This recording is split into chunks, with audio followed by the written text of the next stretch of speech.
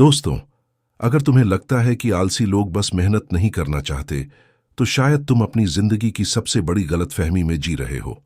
सच तो यह है कि दुनिया के सबसे इंटेलिजेंट लोग भी कई बार सबसे ज्यादा प्रोक्रेस्टिनेट करते हैं, और इसकी वजह आलस नहीं, बल्कि तुम्हारे ब्रेन की एक हिडन प्रोग्रामिंग है। अब सोचो, अगर कोई तुम्हें बता दे कि कल से करूंगा, सिर्फ एक हैबिट नहीं, बल्कि तुम्हारे माइंड का ऐसा ट्रैप है जो धीरे धीरे तुम्हारे सपने, कॉन्फिडेंस और फ्यूचर चुरा रहा है, तो क्या तुम उसे जानना नहीं चाहोगे? इस वीडियो में तुम सीखोगे कि तुम्हारा ब्रेन काम शुरू करने से पहले तुम्हें क्यों रोकता है, छोटी छोटी डिस्ट्रैक्शंस इतनी पावरफुल क्यों लगती हैं, और कैसे कुछ लोग बिना एक्स्ट्रा मोटिवेशन के भी लगातार एक्शन लेते रहते हैं। लेकिन यहां एक ट्विस्ट है। इस वीडियो का आखिरी लेसन तुम्हें एक ऐसा साइकोलॉजिकल स्विच बताएगा जिसे समझने के बाद एक्शन लेना पहले से कहीं ज्यादा आसान लगने लगेगा। हो सकता है यही एक बदलाव तुम्हारी प्रोडक्टिविटी, डिसिप्लिन और पूरी आइडेंटिटी को बदल दे। इसलिए इस वीडियो को आखिर तक जरूर देखना, क्योंकि हर चैप्टर पिछले चैप्टर से जुड़ा है, और अगर तुमने बीच में कुछ भी मिस किया तो सबसे पावरफुल लेसन का असली इम्पैक्ट भी मिस कर दोगे। अगर तुम्हें ऐसे प्रैक्टिकल बुक समरीज पसंद हैं जो सिर्फ नॉलेज नहीं बल्कि रियल ट्रांसफॉर्मेशन लाती हैं, तो वीडियो को लाइक करो, कमेंट में लिखो नो मोर टुमारो। अपने उस दोस्त के साथ शेयर करो जो हर काम कल पर टाल देता है, और रीडपीडिया को सब्सक्राइब कर लो, क्योंकि अगला कुछ मिनट तुम्हारे पूरे सोचने और काम करने के तरीके को बदल सकते हैं। Chapter 1, the I will do it tomorrow trap. क्या तुमने कभी खुद से कहा है, बस कल से शुरू करूंगा, जिम कल से, स्टडी कल से, बिजनेस आइडिया कल से, अर्ली मॉर्निंग उठना भी कल से, लेकिन फिर वो कल कभी आता ही नहीं। धीरे धीरे यही एक छोटी सी लाइन तुम्हारी आइडेंटिटी बन जाती है। सबसे खतरनाक बात यह है कि तुम्हें लगता है कि तुम्हारे पास अभी भी बहुत समय है, लेकिन सच यह है कि हर टला हुआ दिन तुम्हारे फ्यूचर से एक छोटा हिस्सा चुरा रहा होता है। यहीं पर ज्यादातर लोग सबसे बड़ी गलती करते हैं।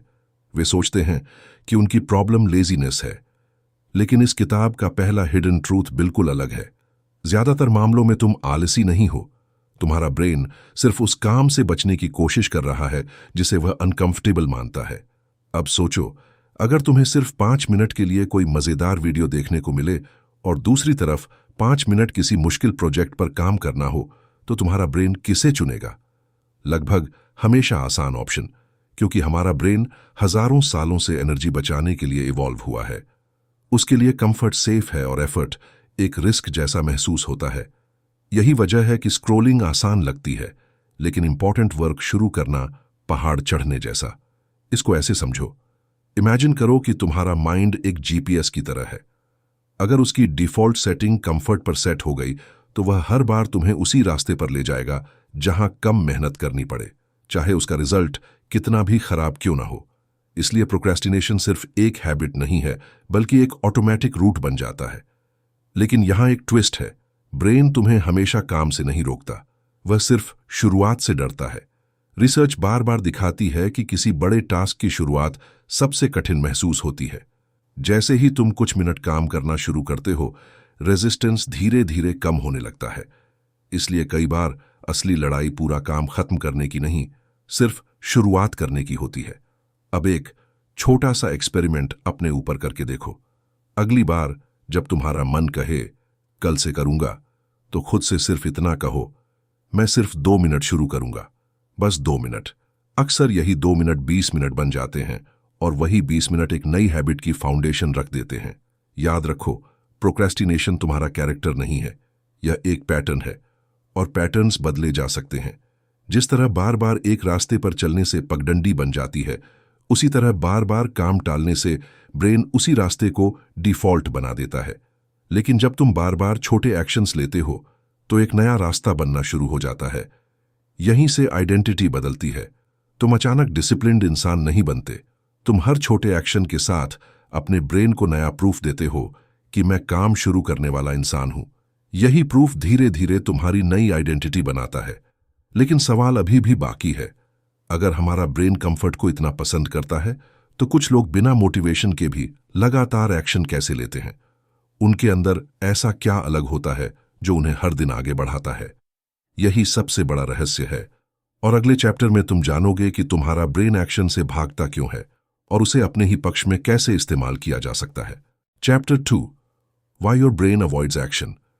क्या तुमने कभी नोटिस किया है कि जब कोई बड़ा और इंपॉर्टेंट काम शुरू करने बैठते हो तभी अचानक तुम्हें अपना कमरा साफ करने का मन करने लगता है, फोन चेक करने का ख्याल आता है या फिर यूट्यूब पर सिर्फ एक वीडियो देखने की इच्छा होती है। ऐसा लगता है जैसे तुम्हारा ब्रेन हर चीज के लिए तैयार है, बस उस एक काम के अलावा जो तुम्हारी जिंदगी बदल सकता है। लेकिन यहां एक ट्विस्ट है, तुम्हारा ब्रेन तुम्हारा दुश्मन नहीं है, वह सिर्फ तुम्हें डिस्कम्फर्ट से बचाने की कोशिश कर रहा है। जब कोई काम डिफिकल्ट, अनसर्टन या बोरिंग लगता है तो ब्रेन उसे एक छोटी सी थ्रेट की तरह देखता है, इसलिए वह तुरंत ऐसा ऑप्शन ढूंढता है जिससे तुम्हें इंस्टेंट रिलीफ मिल सके। यही कारण है कि सोशल मीडिया, गेमिंग या रैंडम स्क्रोलिंग इतनी अट्रैक्टिव लगती है। वे तुरंत रिवॉर्ड देती हैं, जबकि मीनिंगफुल वर्क का रिवॉर्ड देर से मिलता है। अब इसे एक विजुअल मेटाफोर से समझो। इमेजिन करो कि तुम्हारे ब्रेन के अंदर दो ड्राइवर्स बैठे हैं। पहला ड्राइवर है इंस्टेंट रिवॉर्ड, दूसरा ड्राइवर है long term success. Instant reward हमेशा चिल्लाता है, अभी मजा चाहिए, जबकि लॉन्ग टर्म सक्सेस धीरे से कहता है, थोड़ा एफर्ट करो, बाद में बड़ी जीत मिलेगी। समस्या यह है कि इंस्टेंट रिवॉर्ड की आवाज ज्यादा तेज होती है। अगर तुम उसे कंट्रोल नहीं करोगे तो वही हर दिन स्टीयरिंग व्हील पकड़ लेगा। यहीं पर ज्यादातर लोग मोटिवेशन ढूंढने लगते हैं। वे सोचते हैं कि जिस दिन मोटिवेशन आएगा उसी दिन एक्शन लेंगे, लेकिन सच्चाई इसका उल्टा है। मोटिवेशन हमेशा एक्शन के बाद बढ़ती है, उससे पहले नहीं। जब तुम पहला छोटा कदम उठाते हो तभी तुम्हारा ब्रेन समझने लगता है कि यह काम उतना डरावना नहीं है जितना वह सोच रहा था। सोचो, क्या कोई कार बिना स्टार्ट किए आगे बढ़ सकती है? बिल्कुल नहीं। उसी तरह तुम्हारा माइंड भी बिना पहले एक्शन के मोमेंटम नहीं बना सकता। इंतजार करने से सिर्फ डिले बढ़ता है, लेकिन शुरुआत करने से एनर्जी पैदा होती है। अब एक और हिडन ट्रूथ, तुम्हारा ब्रेन हमेशा एनवायरनमेंट से सिग्नल्स लेता है।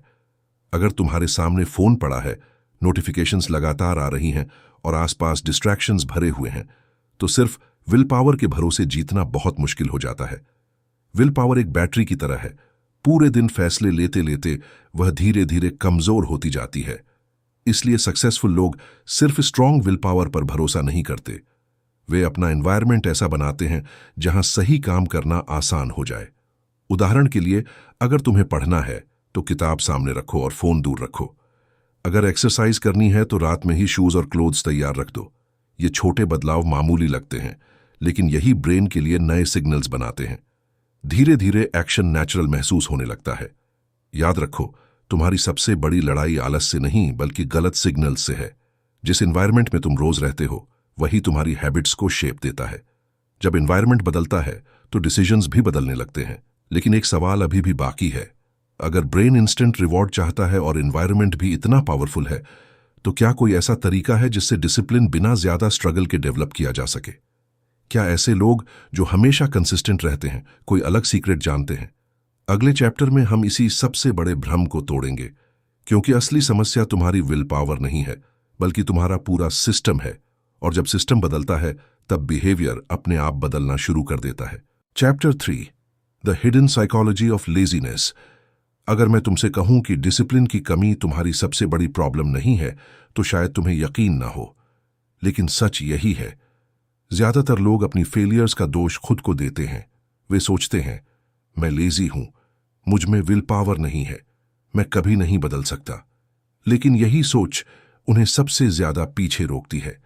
अब सोचो, अगर एक बीज पत्थर पर गिर जाए और दूसरा उपजाऊ मिट्टी में, तो क्या दोनों बराबर बढ़ेंगे?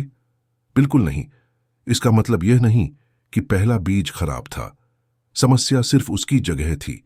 इंसान की हैबिट्स भी बिल्कुल ऐसी ही होती हैं। अगर तुम्हारा सिस्टम गलत है तो सिर्फ मेहनत बढ़ाने से रिजल्ट्स नहीं बदलते। यहीं पर इस किताब का सबसे पावरफुल लेसन सामने आता है। सक्सेसफुल लोग हर दिन मोटिवेशन का इंतजार नहीं करते, वे ऐसा सिस्टम बनाते हैं जिसमें सही काम करना आसान और गलत काम करना मुश्किल हो जाता है। यही वजह है कि उनकी कंसिस्टेंसी बाहर से मैजिक जैसी लगती है, जबकि अंदर से वह सिर्फ स्मार्ट डिजाइन होती है। अपने माइंड को एक नदी की तरह इमेजिन करो।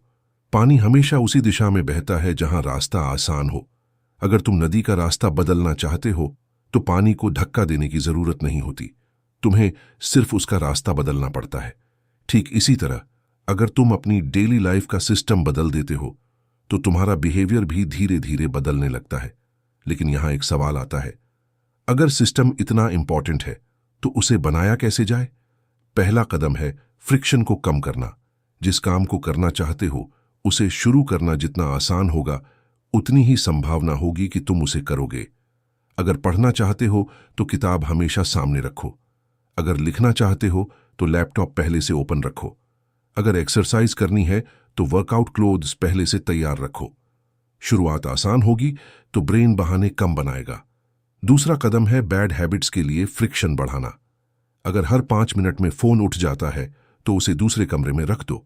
सोशल मीडिया ऐप्स की नोटिफिकेशंस बंद कर दो। जितना मुश्किल डिस्ट्रैक्शन तक पहुंचना होगा उतनी ही आसानी से तुम फोकस कर पाओगे। अब सोचो, कितनी बार तुमने खुद से कहा होगा, आज बस एक बार स्क्रॉल कर लेता हूं, लेकिन वही एक बार 30 मिनट बन जाता है। यही सिस्टम की ताकत है। वह हर छोटे डिसीजन को क्वाइटली कंट्रोल करता रहता है। एक और हिडन ट्रूथ समझो, तुम्हारी आइडेंटिटी तुम्हारे एक्शन से बनती है, लेकिन तुम्हारे एक्शंस तुम्हारे सिस्टम से निकलते हैं।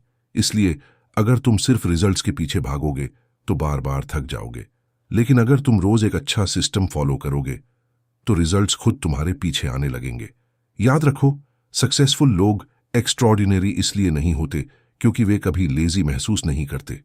वे भी वही इमोशंस महसूस करते हैं जो तुम करते हो। फर्क सिर्फ इतना है कि उन्होंने अपने एनवायरनमेंट और सिस्टम को अपने गोल्स के हिसाब से डिजाइन किया होता है। इसलिए उन्हें हर दिन खुद से लड़ना नहीं पड़ता। लेकिन अभी भी कहानी पूरी नहीं हुई है। सिस्टम तुम्हें शुरुआत करा सकता है, कंसिस्टेंसी भी दिला सकता है, लेकिन एक ऐसी चीज है जो इन दोनों से भी ज्यादा पावरफुल है। अगर वह बदल जाए तो एक्शन लेना तुम्हारी मजबूरी नहीं, तुम्हारी पहचान बन जाता है। और यही सबसे बड़ा साइकोलॉजिकल सीक्रेट है जिसे हम अंतिम चैप्टर में समझेंगे। Chapter 4, rewire your mind for consistent action. अब तक तुमने समझ लिया कि प्रोक्रेस्टिनेशन सिर्फ आलस नहीं है, यह तुम्हारे ब्रेन की प्रोग्रामिंग, तुम्हारे एनवायरनमेंट और तुम्हारे सिस्टम का परिणाम है। लेकिन अब सबसे बड़ा सवाल सामने आता है, अगर इतने सालों से यही पैटर्न चल रहा है तो क्या इसे सच में बदला जा सकता है? जवाब है हां, लेकिन सिर्फ तब जब तुम अपनी आइडेंटिटी बदलने का फैसला करो।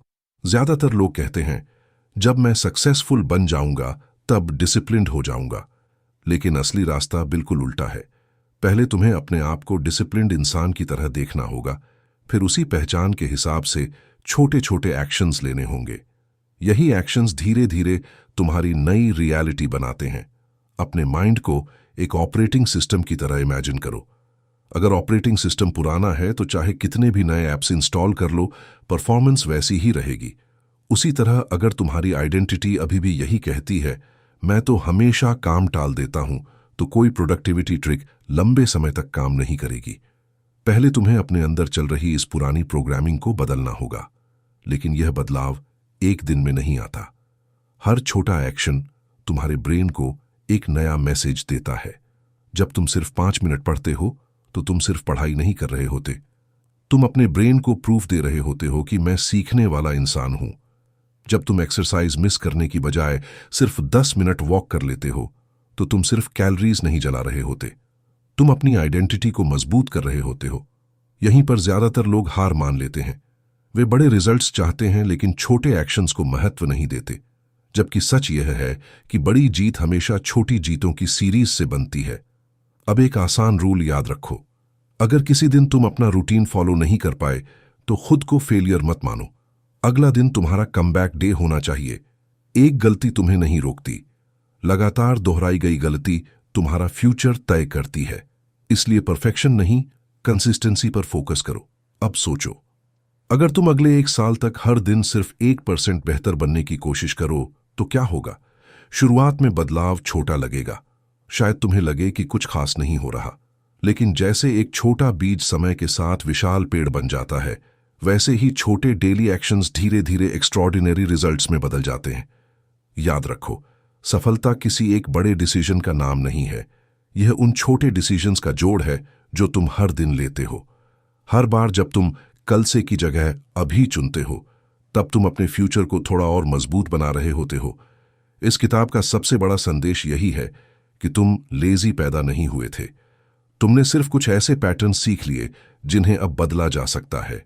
तुम्हारा ब्रेन बदल सकता है, तुम्हारी हैबिट्स बदल सकती हैं, तुम्हारा सिस्टम बदल सकता है, और जब ये तीनों बदलते हैं तब तुम्हारी पूरी जिंदगी बदलने लगती है। तो आज खुद से सिर्फ एक वादा करो, कल से नहीं, अभी से, क्योंकि तुम्हारा फ्यूचर किसी बड़े मौके का इंतजार नहीं कर रहा। वह उन छोटे एक्शन से बन रहा है जो तुम इस पल लेने का फैसला करते हो। अगर इस वीडियो ने तुम्हारी सोच बदल दी है तो इसे सिर्फ याद मत रखो, इसे अपनी डेली लाइफ में लागू करो। वीडियो को लाइक करो, कमेंट में लिखो आई स्टार्ट टुडे। इसे उस दोस्त के साथ शेयर करो जो हर काम कल पर टाल देता है। और रीडपीडिया को सब्सक्राइब करना मत भूलना, क्योंकि एक सही किताब सही समय पर तुम्हारी पूरी आइडेंटिटी बदल सकती है। और शायद आज वही दिन है।